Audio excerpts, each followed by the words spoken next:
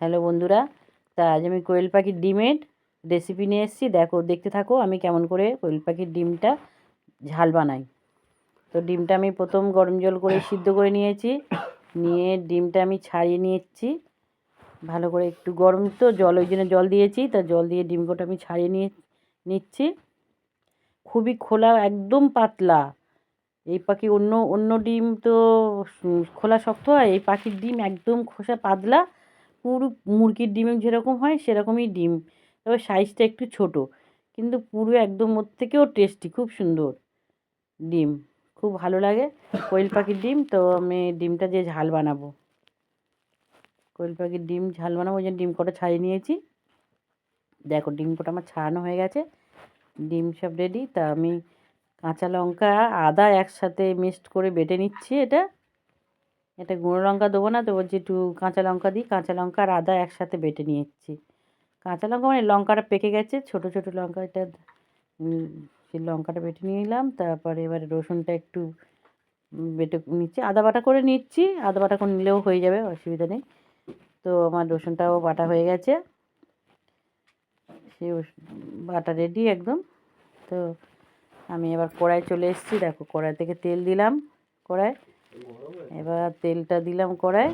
তেলটা দিয়ে তেলটা একটু গরম হতে দেবো, একটু সামান্য হলুদ দিয়ে দিচ্ছি। হলুদ দিয়ে ডিমটা দিয়ে দিলাম। তো ডিমটা ভেজে ভেজে নিচ্ছি। আর কড়ায় একটু রোদ পড়েছে, কড়াটা পরিষ্কারভাবে দেখা যাচ্ছে না। উনুনে রান্না করছি তো, রান্নাঘরে তো আমাদের বেড়ার ঘর, তো রান্নাঘরটা বেড়ার, ওই জন্য আর একটা মানে রোদ পড়েছে এমন, কড়াইতে অসুবিধা হচ্ছে একটু দেখতে। এখন ডিমটা আমার ভাজা হয়ে গেছে, তুলে নিচ্ছি। তো কোয়েল পাখির ডিমটা যে ঝাল বানাবো, খুব সুন্দর করে ঝাল বানাবো, খুব ভালো লাগবে। পেঁয়াজটা দিয়ে দিলাম, এবার আগে রসুনটা দিয়ে দিয়েছি, দিয়ে ভাজা ভাজা হয়েছে কিছুটা, এবার পেঁয়াজ দিলাম।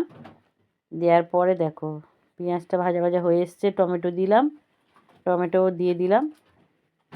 তো টমেটোটা ভাজা ভাজা করে নিয়ে একটু নুন দিয়ে দেবো উপরে, পরিমাণ মতো নুনটা দিয়ে দিলাম। পরিমাণ মতো নুন দিয়ে এবার ভাজতে থাকছি, নরম হয়ে যাবে পেঁয়াজটাও টমেটোও খুব ভালোভাবে এটা করলাম। এবার হলুদ লঙ্কা সব দিয়ে দেবো, নেড়ে চেড়ে এবার একটু পরিমাণ মতো আমি জল দিয়ে দেবো।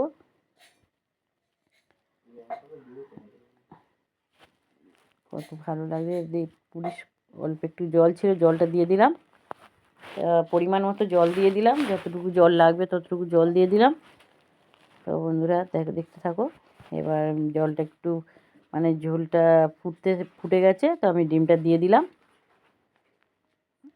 ডিমটা দিয়ে একটুখানি ফুটতে থাকবে, কিছুক্ষণ ফুটবে, ফুটে একটু তরকারিটা বেশ মাখা মাখা মাখা মাখা হয়ে আসবে। তো আমি উপরে একটু জিরের গুঁড়ো দিয়ে দিলাম। ঝালটা দেখো বানিয়েছি কত সুন্দর লাগছে, দেখো খেতেও হেবি সুন্দর টেস্ট। আপনারা এরকম করে বানিয়ে খাবেন, কোয়েল পাখির ডিম একবার নিয়ে খাবেন, খুব সুন্দর লাগে। খেয়ে দেখে আমাকে একটা লাইক করো।